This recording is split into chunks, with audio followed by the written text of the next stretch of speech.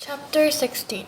So the 17th planet he visited was the Earth. The Earth is not just any old planet.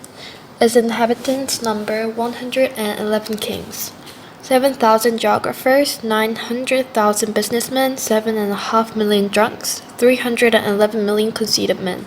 In other words, approximately 2 million grown-ups. To give you an idea of the size of the Earth, I can tell you that before the invention of the electricity, it was necessary to maintain over the whole of the 6 continents a veritable army of 462,511 lamplighters. Seen from not so high up, the effect was very splendid. The movements of this army were regulated like the ballet in an opera. First came the turn of the lamplighters of New Zealand and Australia. Having lit their lanterns, they would then go off to sleep. Next in the dance, the lamplighters of China and Siberia entered on cue. Then they too were conjured off into the wings. Then came the turn of the Europe.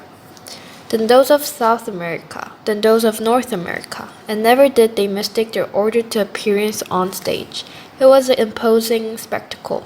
Only the man in charge of the single street lamp on the North Pole and his colleague in charge of the single street lamp on the South Pole used to lead lives of careless indulgence.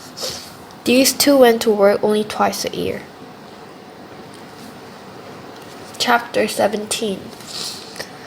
When you're trying to be witty, you're apt sometimes to wander from the truth. I have not been altogether honest in describing the lamplighters. I realize that I'm in danger of giving a false impression of our planet to those who are not acquainted with it.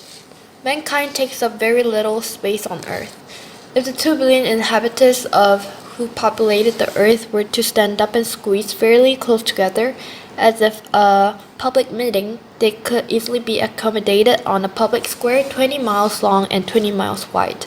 You could cram humanity onto at least little islet of the Pacific. Grown-ups, of course, will not believe you when you tell them. They think they take up a lot of space. They fancy themselves as important as the baobabs. You must therefore suggest they do not do the calculation for themselves. They adore figures. It will make them happy, but don't waste your time on this score. It is pointless. Believe me, after arriving on Earth, the little prince was very surprised not to see any people. He was beginning to fear he had come to the wrong planet when something cool-shaped, the color of moonlight, stirred in the sand before him. Good evening, said the little prince, just in case. Good evening, said the snake. What planet have I landed on? Asked the little prince. Oh, Earth, in Africa, the snake replied. Ah, so there are no people on the Earth? Here is the desert. There are no people in the desert. The Earth is large, said the snake. The little prince sat down on a stone and lifted his eyes towards the night sky.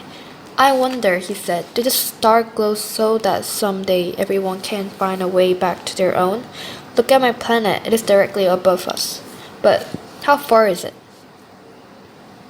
It is beautiful, said the snake. So, what brings you here? You're an odd creature, he said at last, no thicker than a finger. I've been having some trouble with the flowers, said the little prince. Ah, said the snake, and they both fell silent. Where are the people? Resumed the little prince at last. It's a little lonely in the desert. It is lonely when you're among people too, said the snake. The little prince studied him for a long time. You're an odd creature, he said at last. No thicker than a finger, but more powerful than the finger of a king, said the snake. The little prince gave a smile. You're not so very powerful. You don't even have a leg. You cannot even travel. I can transport you farther than any ship, said the snake. He coiled himself around the little prince's ankle like a gold bracelet. Whomever I touched, the snake spoke again, I returned them to the earth from whence they came. But you're made of a purer stuff and you came from a star. The little prince said nothing. I pity you, so frail, on this earth of granite. I can help you some day. Should you grow too homesick for your planet, I could. Oh yes, I understand you perfectly, said the little prince. But tell me, why do you always speak in riddles? I solved them in one and all, said the snake, and they both fell silent. Chapter 18. The little prince crossed the desert and met with only solitary flower. It was a flower with 3 petals, a flower of no importance. Good day, said the prince. Good day, said the flower. Where are the people? The little prince asked politely. The flower had once seen a desert caravan pass by. The people? There are some, I believe, maybe 6 or 7. I caught sight of them several years back, but one never knows where to find them. The wind drives them hither and thither. You see, they have no roots, which makes life very difficult for them. Goodbye, said the little prince. Goodbye, said the flower.